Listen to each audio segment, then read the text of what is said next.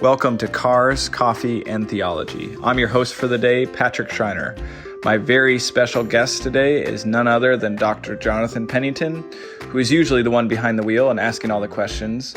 But today we want to do a very special reverse episode to talk about his awesome new book, Jesus the Great Philosopher, which comes out this week. So sit back and enjoy, and don't watch this while you're driving. Theology. Hey, welcome. Hey. Welcome to the show. Thanks, the reverse episode. Have you ever seen this show? Not this version. It's a great show. You should check it Thanks, out sometime. appreciate it. You know?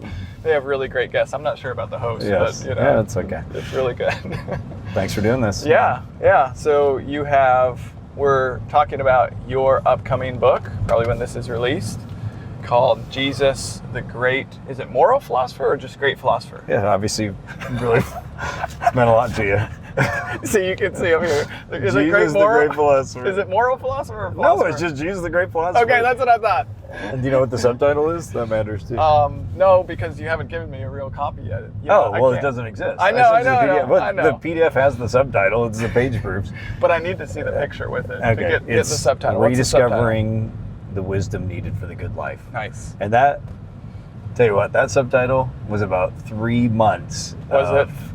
Well, the title and the subtitle were like 3 or 4 months of beating my head against it, asking a million people. I had like 30 different versions of it. Jesus the Guru. I mean, you name everything. And then I know they said it not on that one. My agent, the people at Baker, all my friends, Brazos, we all went back and forth forever on Jesus the Great Philosopher, and finally came up with that. So, okay. Yeah. So what were, besides Guru, were there other ones that you guys were going through? Yeah, sage, Like, wisdom. did you think about like sage king type thing? Yeah, But you don't do a lot with kingship. No, I don't. Yeah. I can't remember now. I mean, literally, I have an Evernote file of probably 30 or 40 different titles. It was just especially because this book is meant it's not an academic book. It's really, it's a show, not tell book. That's I'm right. helping people understand a key biblical and theological and personal idea. Yeah.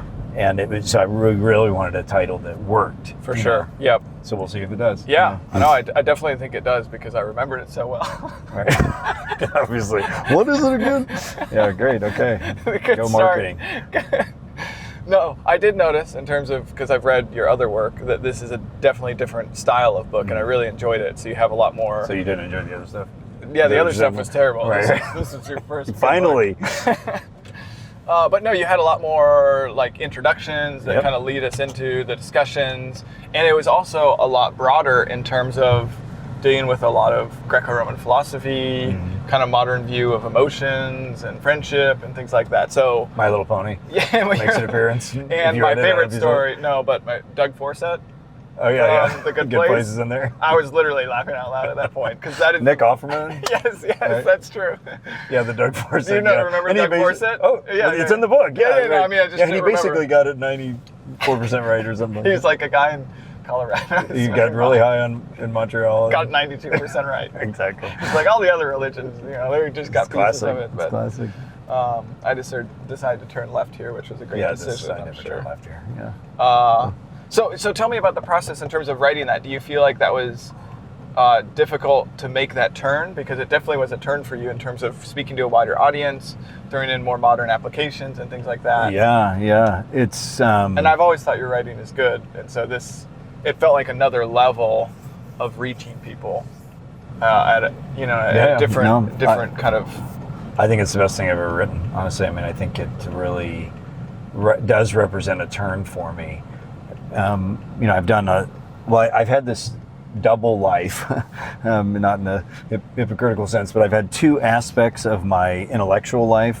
There's the academic work, and I generally feel like my academic work is more on the readable side. Yeah, definitely. But then I've had a preaching and teaching life, both in the classroom, but even especially in the pulpit. Right.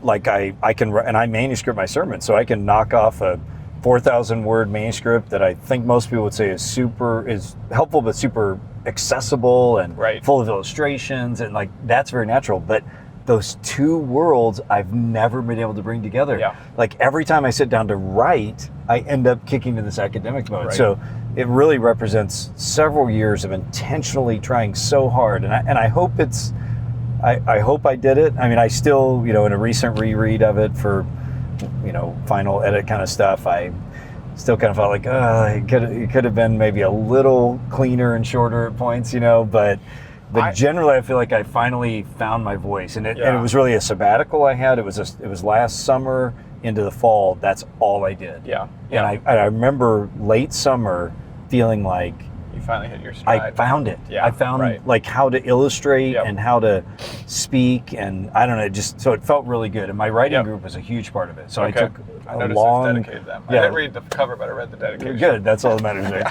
Right? It was that writing group over we just did our year 4. So we've been meeting together for 3+ years now, every other week, with almost no exception. And my writing style has improved so much. That's good. I mean, one of the biggest things they said to me over and over again was, like, I'd take, 1,000 words or something, and they'd say, it's at paragraph 3 that you actually started saying what you're saying. Right. That a lot of my writing had throat clearing in it. Right. Where it took me a while. That's natural. Writing is an epistemological tool. You write to figure out what you think. Yeah. But it took me a while to find out what I was saying in a page. Yeah. And so I feel like after doing that over and over again, I finally cleared out a lot of the throat clearing. Yeah. I hope you felt that in the book. No, I definitely felt that way. I will try not to drink this.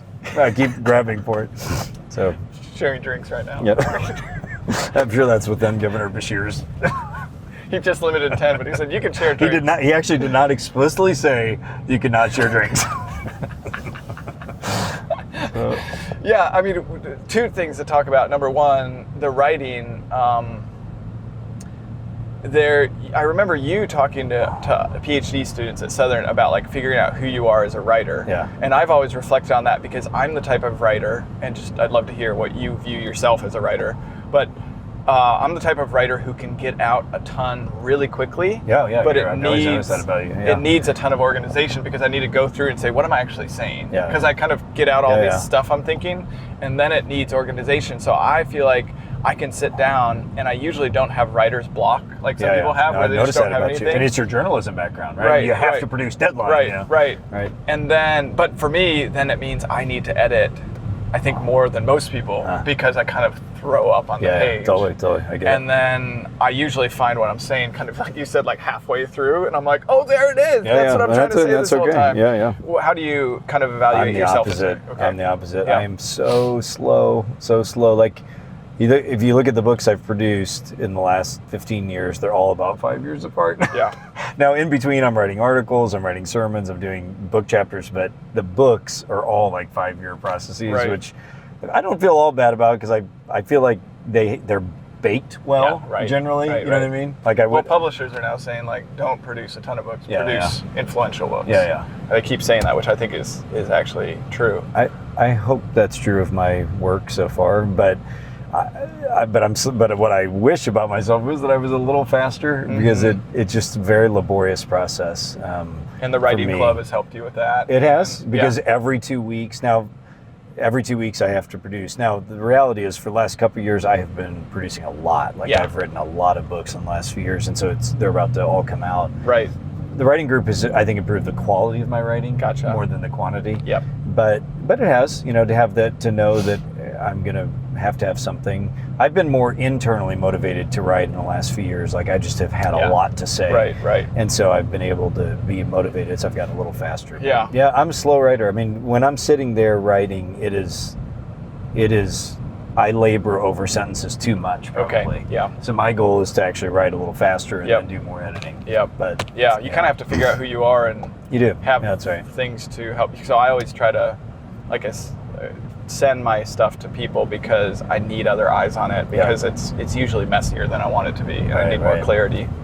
The other thing I was going to say is that there is a sense in which, and I appreciate this, books from publishers seem to fall into the popular trade or the academic, and this kind of sits in the middle. Intentionally.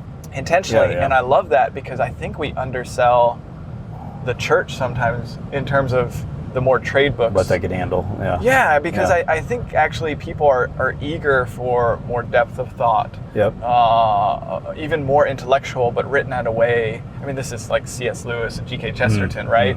they have the depth of thought, but it's written at a level that people can grasp, and it's not so dry and boring. And I think of Jamie Smith in terms of that sort of writer. Absolutely. And I felt like this book actually fit into that sort of. Thank you. Yeah, I'm glad. Realm in terms of it's challenging you intellectually, but it's written in a way that you can actually engage with. So let's get to the content of the book a little. Sure. Jesus, the Great Philosopher. I think you got it. Most of us, Savior, King, Lord, Messiah.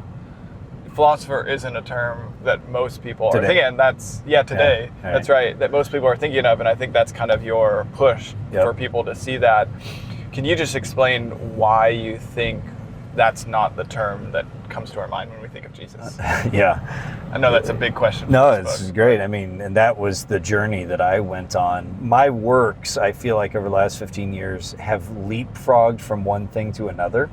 Like, I didn't plan any of it, but as I worked on something over a course of time through teaching and writing and speaking, then once I reached a certain place of understanding, I saw the next vista, or I saw the next corner that I needed to turn.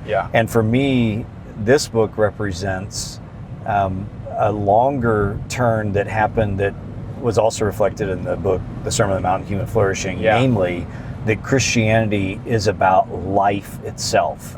It's not just about the religious or vertical aspect of our lives, but it's about the horizontal aspect of our lives, that Jesus came to give life and give it abundantly. So the Sermon on the Mount, Human Flourishing book, part of that is, it certainly reflects my own journey to come to see that, and it's partly an argument for it. Well, this is kind of the next step to say, this whole idea of human flourishing, that Christianity is about life itself, that's deeply embedded with the ancient church's idea and the biblical idea, I think, that Jesus is the greatest philosopher of the world. He's the one who brings life. Now, that still may not sound like a connect to us, but it's because in the modern period, philosophy has become, not all branches of it, but most of it has become very esoteric, very abstract. I think I joke in the book. You gave the example, like, is this chair here? Which that's exactly what my professor did. Which is a fine question. It's fine. Asking it, but you do kind of think of this crazy-haired person's like, is this table really here? How do you know? Right, exactly. I don't know. Is it here? Or as I joke, if your daughter or son comes home after their first year of college and says they want to be a philosophy major, the bumper sticker for that is, would you like fries with that? Said the philosophy major. So their funding is immediately cut off. Exactly. And so this is the problem, is that is not what philosophy was in the ancient world. In the ancient world, philosophy was the most important field of study, because it is the field of study that brought all things together, what we call metaphysics. It brought together how to live well that you might experience true goodness, what we call ethics. It brought together the questions of how do you know what's right, and this is what we call epistemology, and also how do you structure society and relationships, what we can call politics, or we could even add in there another element of anthropology. What does it mean to be human, which I don't deal as much with in the book. But the point is, those are the great questions that actually shape and form our lives, and that's what philosophy used to be about. Now, today, philosophy has some elements of that, and then it has other things it's interested in, but for the most part, philosophy doesn't ask those big questions of life. Those have been shipped off to other departments, or especially shipped off to, that's religion. That's right. And so what I'm trying to show is that Christianity is not a religion. It's definitely a religion because it's dealing with divine realities, but it's more than a religion. It's actually a philosophy of life. It's actually answering the great human questions that drive all of us. And then when we go to the Bible's not afraid of those questions. In fact, here's maybe the easiest summary of the book. The Bible has incredibly sophisticated and meaningful answers to the great human questions. But we've stopped asking those questions. There are a whole set of questions we've stopped asking about the Bible. And when we do, we realize this is a beautiful, amazing philosophy of life. That's what I'm trying to really get at. helpful. And, I was in Portland the last 6 years, and one thing we've noticed just being in a kind of West Coast city is that the questions have changed in terms of Christianity. Like the apologetic method is just shifted completely, because it used to be about like proving resurrection, or proving right, trustworthiness of the Bible. Totally, of the Bible. totally. But really, the questions now are more along the lines of, like, does that provide satisfactory answers? Yeah, for kind of life as a whole. And that's what it was in the ancient world as well. That was what Christianity offered. A whole life. That's right. Yeah. So I think when most people, again, think about Jesus, we have evidence that they viewed him as a prophet. Is your argument that people, as they saw Jesus, viewed him as a philosopher?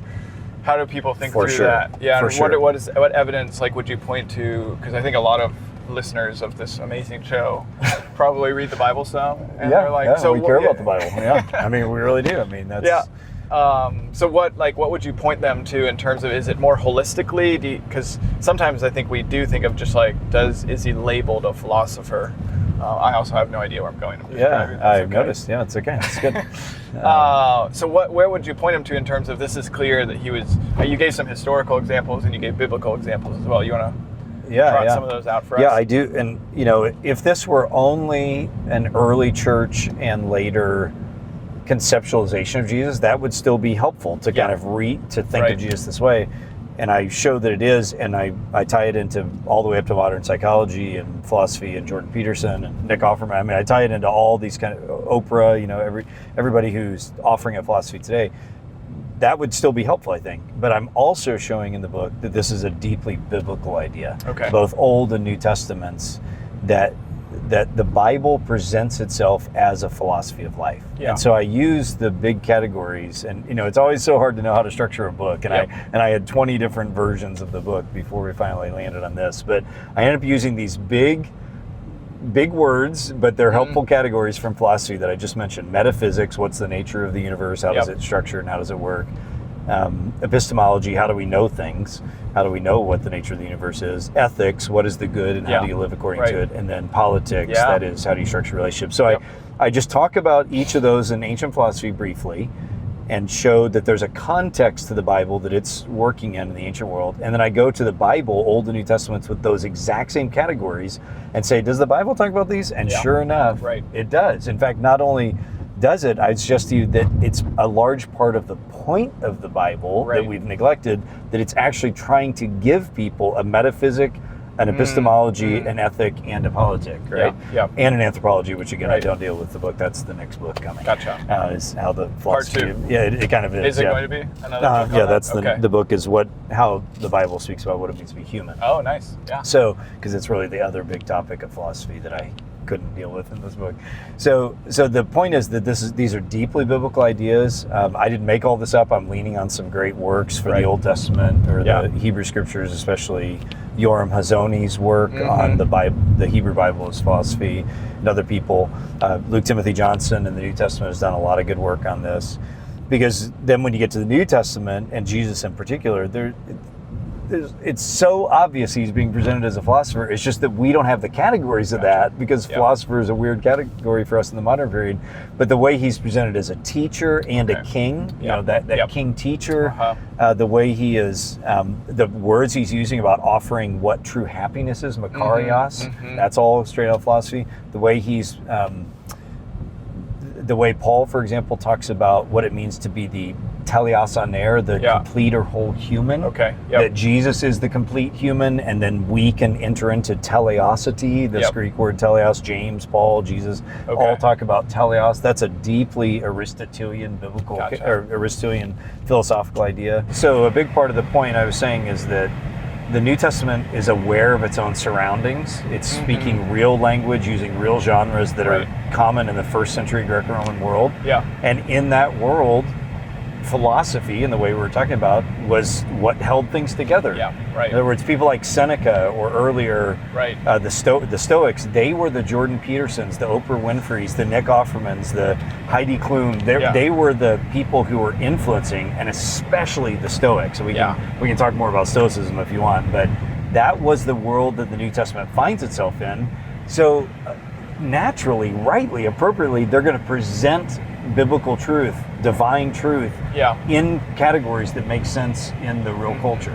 And so that's a big part of the point of the book, and my other work I'm doing is that when we ask of the Bible a certain set of questions, we see things that we hadn't seen that it was trying to say. That was a very circuitous way of saying that. Yeah. The Bible is speaking into its own culture and time. Right.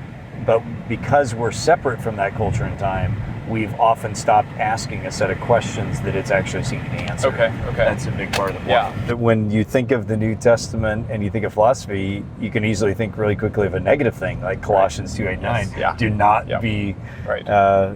Taken captive by Yeah. philosophy. Yeah, right. And so that might seem to go against the whole Right. book. I think I addressed that in the book a little bit. I think I probably shortened what I had a whole long section on that originally.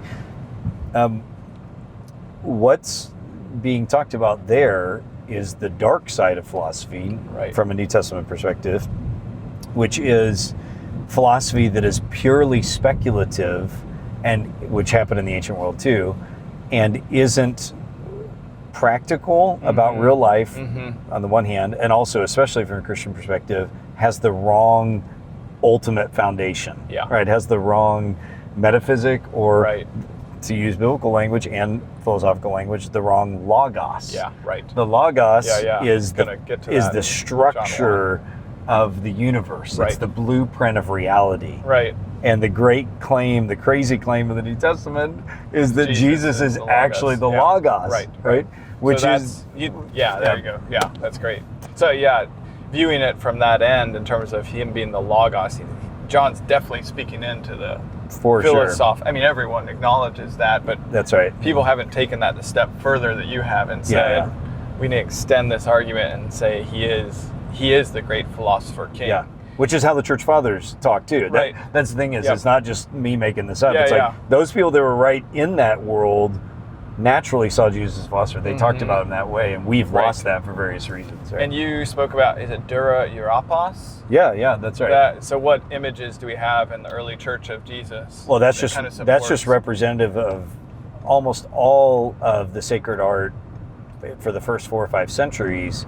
Present Jesus in a toga, like we think of him like in a Jewish robe in a Right. movie. He's wearing a toga, Right. like, of some Right. sort, and he's wearing the clothing and with the haircut of a philosopher. Okay. And the illustration I always give is like if someone walked up to you, at least in United States culture, and had a 10-gallon hat, spurs, and a big silver gun, you wouldn't. I never said the word cowboy, but you would know cowboy, right? Right, It right. evokes all these things. They're putting him in that sphere. For sure. Yeah. All the images of Jesus.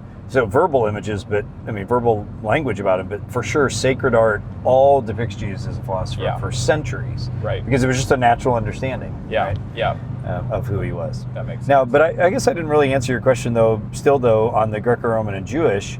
They're embedded in each other already, but the whole synagogue model is Yeah. based on the Greek philosophical model. The yeah. idea of Yeah, that's gathering good. people together into schools Yes. with a wise Yeah. sage who makes disciples. That language of disciple is a philosophical idea. That's right. And the synagogue is already several centuries into this modeling Yeah. itself in a Jewish version, but Yeah. still modeling itself on the philosophical Is there a schools of coffee place Athens. near here? No, we'll have to go a little farther. Okay. That's Yeah. good. Yeah, that makes sense. So, Yeah. so again, Jesus, it's very natural Stepping that into he that is a world. rabbi. So to call him a rabbi is to call him a philosopher. That's the point. Gotcha. Yeah. I read a piece. Have you seen this book, Christ Associations by John Kloppenberg, I think is his name? Have you heard of him? New Testament scholar? Yeah, I mean, he was part of the Jesus Seminar and all that. Yeah, right? he did this really Was he? interesting book with Yale where he's comparing the group of like associations, like guilds of that time with the church.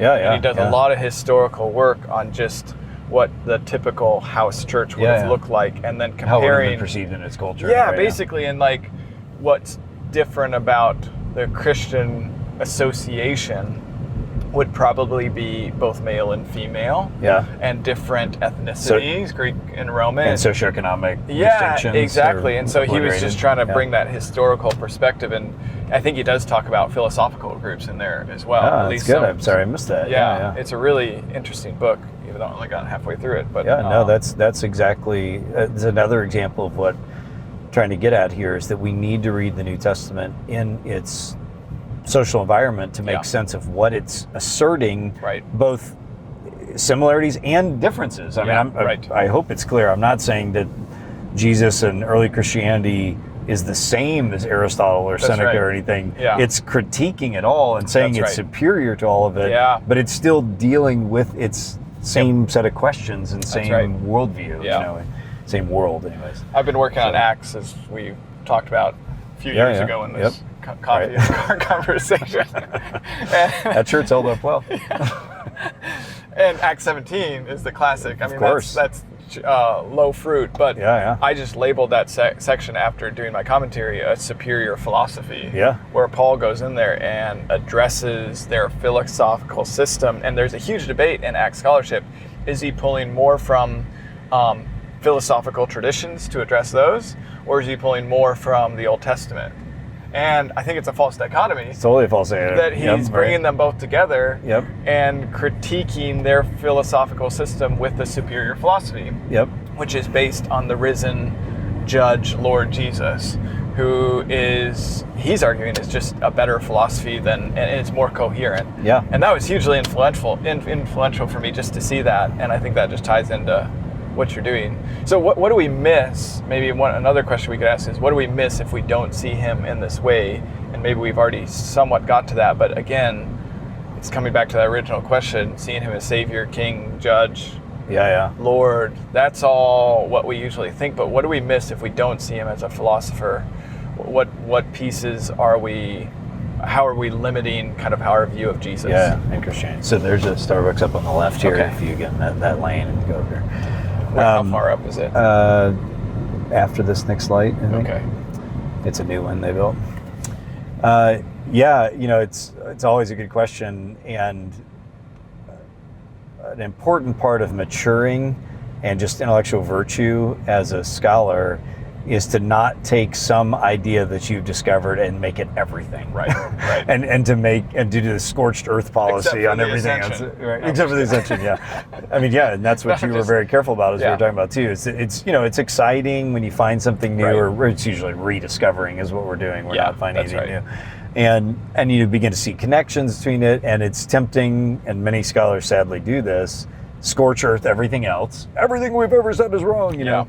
I finally figured it out. Exactly. Nobody else has seen We don't need atonement. We don't need, whatever it is on the topic. And so, I think I've seen that enough times to know that's not wise to do that. So you go up here. And so I'm not saying that, Jesus philosopher replaces Jesus as Savior or King or Lord or anything. Instead, it is an aspect of who Jesus is that we've lost. I don't think it's just a little bump. I don't think it's just a little, I don't know what that metaphor means. I don't think it's just some minor little detail that kind of is, for hipster people or something. I do think it's foundational to Do we want anything? Christian philosophy. Are we just doing this for the... I'll get some. I don't know what I want. Appearances. You don't have to get anything. Can I get one birthday cake pop? Totally. You should totally do that. Thanks for coming to Starbucks. What can I get started for you? Just a second. Still, the question is, what have we lost, or what might we gain? To do positively by rediscovering this. And a kind of rediscovery is key to the whole vision of the book, because I just want to help people enhance their understanding. And I think a big part of it is that I want to help people see that Christianity is a whole life philosophy, a very, very thoughtful and sophisticated. If that's a negative word for anybody, I don't mean it negatively. I mean it very positive. Like, it is a very thoughtful, nuanced, practical, comprehensive, beautiful vision for life. And so that I don't think without my book you can't view Christianity that way. But I think rediscovering this vision that the whole Bible is a whole philosophy, and that Jesus is the center of that. Old and New Testaments, Hebrew scriptures and apostolic teaching, that'll help us regain some categories that we may have lost. And so in the first chapter of the book, I talk about Nick Offerman, Ron Swanson, and I talk about his autobiography, and I think he's a good example of someone who had some experience with Christianity early on, but it didn't apparently satisfy some of the largest questions he was asking. And he liked to smoke weed, as he says in there too. But it didn't answer a lot of those questions. And I think a lot of people that either never are interested in Christianity or people that leave the faith, especially very intelligent people, is because they've been presented a Christianity that only deals with the vertical aspects of life and only deals with the vertical aspects and doesn't answer some of the big philosophical questions. And or another thing is that we Christians often separate our lives into kind of a chest of drawers, and that Jesus and Christianity is part of our life, but not the whole. So I'm really hoping that this book will help people rediscover this sort of holistic, whole life philosophy of what Christianity is about. That's a joy. So I apply it, as you know, if you read it. I don't know if you did or not. I read it. Quick read. I read everything quickly now. But I apply it. We can apply this Christian philosophy to lots of things, but I apply it to three of the biggest issues in ancient philosophy because they're biggest issues in human experience, and that is, what is it? Emotions, right? Relationships, basically, which includes everything from friendship to governmental relationships, and then happiness, what it means to be really happy. Again, those are good thing we're not driving a stick. Those are not the only philosophical questions, but those are some huge ones. Like, how do you handle emotions? Right. How do you live in a relationship, and what does it mean to really be happy? And so I show that the Bible has great answers to that. And I think if we don't think in those categories, it's really easy to experience Christianity as, again, just this part of our lives, not as really dealing with these fundamental things. And so we look to other places then. If we don't understand the Bible that way, we look to other places to kind of supplement our Christianity. And there's nothing wrong with other gurus. We need help in all kinds of areas from lots of people. But I think we can find in Christianity and in the Bible a whole life philosophy. One of the topics you deal with is emotions, and I think we have a complicated relationship, and at least we do. Yeah, me and you. Actually, I was going to ask you, what type of friendship do we have? You had three categories. We have a complicated. This is where it finally comes out. You wait till we're recording. I want to talk about our complicated relationship. We have complicated emotions. No, I mean, I think in evangelicalism especially, we viewed emotions as just kind of these things that we don't want to base anything on. And it feels like there's been a recovery of thinking more holistically about emotions, and that's what you're getting at. And you say something about reason only functions when it is paired with emotion. So you actually take it, because we pit reason versus emotions, and you're trying to bring those two back together to kind of speak to why you're doing that and how this kind of biblical philosophy is helping. Yeah, it's a great question. Those chapters, I wrote 2 chapters on emotions where I talk about emotions in the ancient world and philosophy all the way up to modern neuroscience of it, and then go to the Bible and say, what does the Bible say about it? And in all of that, I mean, I'm leaning on the excellent insights of many, many other people, philosophers, all the way up through historians and neurologists and everybody in between, Martha Nussbaum and all these kind of people. So this idea that reason and emotion go together, that is, verified and talked about, again, in everything philosophers to neuroscientists and others. And that's a recovery of a more ancient understanding. That's the point, is that in the modern period, but it was actually already happening in the ancient world too, there are different views of emotions, and some people view emotions very negatively. But a lot of people, from Aristotle on, have viewed emotions as an absolutely essential part of living well.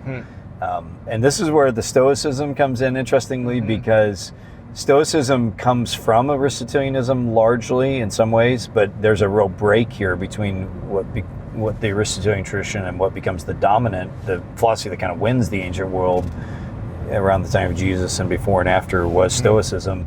And a big part of their whole philosophy was not anti-emotion. That would be unfair to say the Stoics are anti-emotions, but a arm's length relationship to emotions, in the sense that emotions are what will make you unhappy. And so you've got to really learn to let emotions be a very compartmentalized part of your reality. There's nothing wrong with having joy, but you are always a little suspicious of emotions because you'll never be truly happy if you base anything on circumstances or emotions. Okay, yeah. And so I'm pushing back against that along with many other people and saying biblically emotions are a huge part of what it means to be fully human. Right. Like you just think of the Psalms Yeah. and the commands to both rejoice and lament. There's a Right. ton of language that the Bible is very affirmative on emotions. Yeah. And yet again, it's a very sophisticated, nuanced view of emotions that both affirms their value of being human, their necessity of being human and being Christian, but also that they're not the only reality. They need to be shaped and educated. Yeah, So I call the chapter yeah. Educating Emotions. Nice. They can be Yeah. shaped and formed in certain ways. Yeah. So that's one of the areas where, again, the book is interacting with ancient philosophy, modern philosophy, and neurology, but also saying the Bible is super thoughtful about these things. Yeah. It's not just this sort of clunky people saying Right. clunky things about emotions. Yeah, yeah. They're very thoughtful That's answers. good. Yeah. So like that ties into you label them cognitive judgments. Yeah. And when we educate our emotions, is that where you respond emotionally well to like the good? Is that what the Bible is trying to form in us? Like Yeah. re-educate us about the good? Is that how you? It's a great way to say it. That's a very good philosophical way to talk about.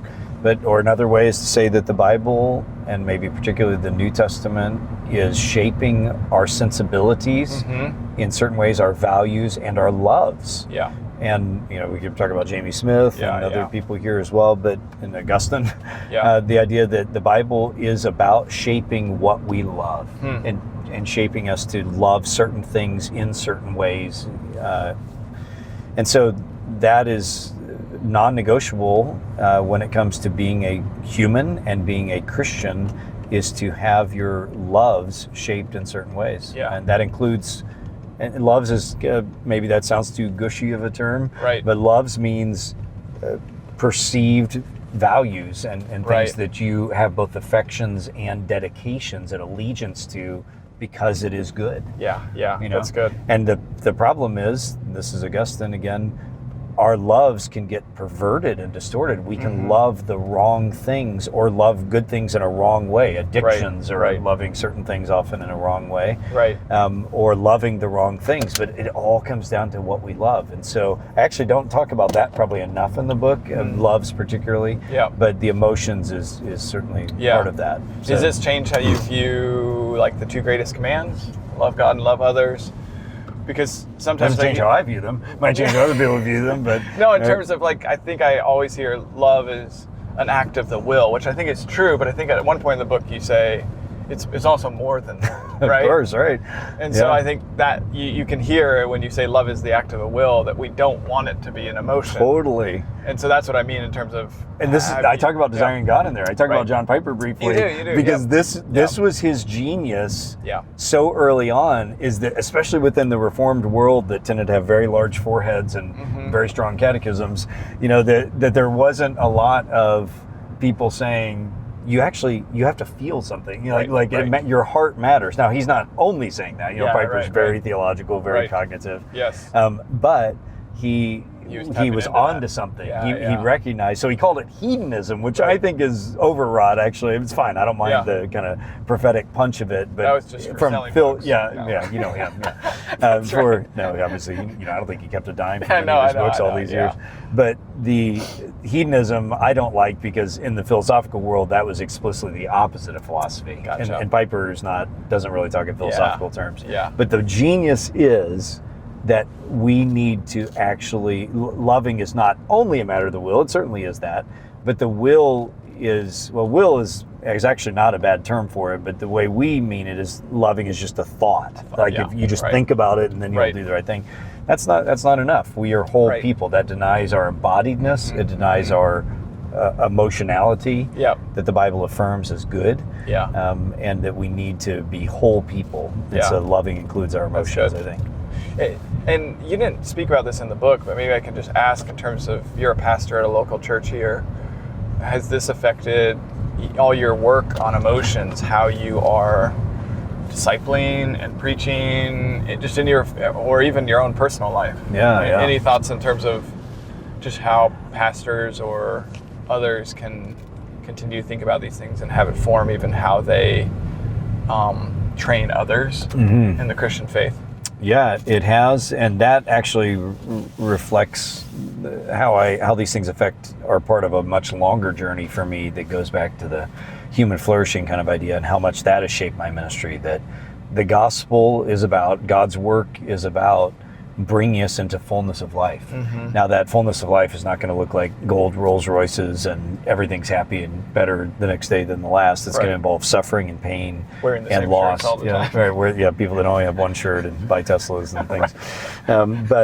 But it is, so it's, it's complex and it's sophisticated and it's very realistic that happiness includes a lot of brokenness. In fact, in an odd to us way, that's Jesus' way. You go down so that you can go up. It's the great J curve of life, So death before ascension. Listeners might want to look. I've done a couple of sessions where I've taught about emotions from a biblical perspective that you could watch me teaching on this as well in Greco World for the Village and for my own church.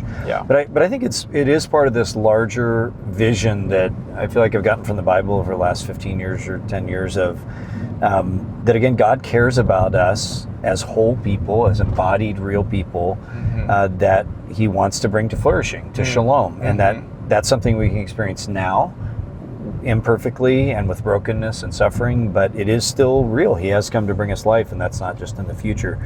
And I do think crucial to that, and credit goes to a lot of good people I've read on this that I reference in the book, and my old and dear friend Eric Johnson, a psychologist and counselor and professor. A lot of this goes to recognizing that emotions are part of what it means to be human, and that we've got to learn to pay attention to our emotions as windows onto what's going on in our souls, and as part of what it means to be fully embodied. And so I do think, unfortunately, a lot of Christian counseling, or especially a certain branch of it, doesn't have much space for emotions and views emotions negatively. And a lot of times those people... It's almost like the emotions are more fallen than other aspects of our being. You know what I mean? Like, that's right. You start thinking, like, blowing up and saying, what are we saying? And that there's a sense in which, like, everything else was intact, but our emotions fell. That's just, nobody would actually say that. But there's a sense in which... Very suspicious of emotions. So we've got to learn to embrace emotions as what it means to be human. So that's what I'm trying to address in there. And so, how that affects real life ministry, and that in my preaching or in my counseling or discipling people, I give lots of space for emotions. Like, I'm not ever trying to tell people not to have their emotions. I'm trying to redirect and give them hope and reshape their sensibilities to feel and love and be in certain ways, rather than to deny emotions. That's not the way forward. Definitely. That's great. Basically, the Bible, again, is a philosophy of relationships. And relationships go from everything from interpersonal all the way up to society, people relating to society. And that was what we in English might call politics. But they would understand it all more broadly as relationships. Exactly. Formation of societies. So a great philosophical question that was asked, way back was, how do you structure society so that people can live well? That's right. And Christianity, again, I think is offering an answer to that. Totally. And so that would be the biggest thing I would say. There's more to be said, but the biggest thing is that Christianity is offering a politic, meaning how husbands and wives relate to each other, how parents and children relate to each other, how friends relate to each other. We were mentioning it before, like that it has very specific things to say about rich and poor relationships, racial relationships. That's a really thoughtful philosophy, and it's one that's bucking against even its own current philosophies. And what most people don't know is the household codes. I mean, you can read Aristotle's household codes. Plutarch. Exactly. And you can see Paul is definitely riffing on that, saying this is what a well-ordered, structured society, household should look like under the reign of Jesus Because that'll bring Christ. you happiness. That's right. And it's interesting as you look at the household codes that again and again, it's like, in the Lord you should do this, in the Lord, in the Lord. I mean, the Christology of it is just driving compared to obviously Aristotle's kind of view. And there's reversals and all these different things. So that's good. Well, it's all metaphysical. I mean, that's the idea, is that sounds like a really snitty thing to say. It's all metaphysical. No, but the idea that metaphysics is what is the nature of reality. Well, Aristotle has a metaphysic. Alain de Botton has a metaphysic. Right. Oprah has a metaphysic. The Bible has a metaphysic. Yeah. And so whatever metaphysic you adopt is going to frame and shape every other aspect of household codes, ethics, everything.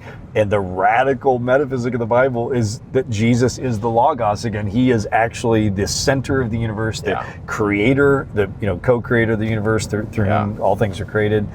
He's the ascended one. That's right. That is reigning and mediating, and it's ultimately the triune God together. Right, so that is a metaphysic that affects everything. When you start to understand what Logos meant in Greco-Roman philosophy, that he is the substance of the universe, it begins to blow your mind what John's doing in John 1. It's incredible. Yeah, we've touched on it a couple times, and I do think John 1's such a great example of the Greek and Jewish worlds, Greek and Roman coming Jewish together. worlds. Yeah, that he's consciously aware of both. Yes. That he's saying, he's not just doing Greek and Roman philosophy. He's saying the word, that's referring to God speaking creation, right? Already, and at the same time he's saying Logos, meaning the great philosophical idea. So it's this perfect, this brilliant. The moment he thought of that, he's like, "That's it. That is the perfect way to start my gospel." NRK ein ha Logos. That's it. That was like the perfect way to say it. So blowing up, we talked a little bit about biblical studies and biblical theology, but in terms of New Testament studies, do you have any thoughts on why it feels like for a long time it's been Jewish backgrounds? But I know historically in New Testament studies it was a lot about Hellenism. And it feels like there's a shift that's either already happened or is happening. And just how do you teach students, and how do you think through kind of understanding both of those worlds? I've found it harder to get students to see the Greco-Roman side because it's not contained in the Old Testament. You know what I mean? Like the Jewish side, you've got so much. I mean, you have other literature as well. But I think for everyday pastors, it's easier to kind of see the Jewish side of it versus the Greco-Roman side. How are you thinking through like even that movement? No, I think a lot about that. Well, and of course, if you had to choose one or the other, then the Old Testament's a better background than Seneca or something for sure, because the New Testament sees itself as the completion of the story and reality of Israel, right? So, and that's why it is more natural, especially in a biblical studies heavy era, which the modern period is. And it's just easy to read the Bible together. It's actually not easy to read the whole Bible together. What I mean is it's easy to see that these two parts of the canon that we bind together should be, the priority, and then they should be. But on the other hand, I think a big part of the reason we have lacked another aspect of the context to read the New Testament well is that few of us are trained in classics anymore. Craig Keener would be a rare example. And the people that have been educated in Greek and Roman history and philosophy and language and religion, Luke Timothy Johnson, other people, those people, they so naturally see that the Bible is speaking from and into that world just as much as it's leaning on the Old Testament, or I don't know. I don't want to give a quantitative. Right. But it's both together. They're both together, Just to sum it up, we need both, and we don't have to choose between them. But the lack of understanding of classics has hindered our ability to see what's very naturally going on in the New Testament, that it's speaking from and to its own kind of Greco-Roman culture. So for me, it's been a journey too to understand that, to increasingly appreciate that background. And this book is a kind of reflection of that. Sermon on the Mount, Human Flourishing is to some degree as well. And again, there's some just great scholars that have helped so much. I think Luke Timothy Johnson's probably at the top of the list for me. And when you read him, you just... So in terms of people reading more on this side of it, you have any Luke Timothy Johnson and the original works, right? Go back and read Seneca, Aristotle. As soon as you do, you'll start to see all this stuff, Okay, so what do you hope people get out of this book? Every book kind of forms people in different ways. So like big picture, what do you hope people take away from this book? That's a great question. The elevator speech version of it. I really do hope that non-Christians might read this and recognize that the Bible and Jesus himself is offering true life, the life that people long for. And for Christians who read it, it's probably most people, I hope that they will come to see that their faith is more than just Sunday morning. It's more than just a compartmentalized part of their lives, but that our faith is, again, a very robust, thoughtful, life-shaping reality that is not afraid of the greatest and deepest questions we might have. So I really do hope people come to see that Jesus is Savior, King, Lord, and philosopher. Great. It's a great book. Thanks, People should man. pick it up. All right. Thanks for coming on my Thank show. you. Thanks. Hey, thanks so much for watching. 3 really quick things. If you like this video, subscribe to our YouTube channel and connect with us on social media. We'd really appreciate it. Secondly, check out the comments section below. We've put a bunch of program notes and links to interesting things there. And third, check out some of our episodes you can see linked here. Thanks. We'll see you on the road. Peace.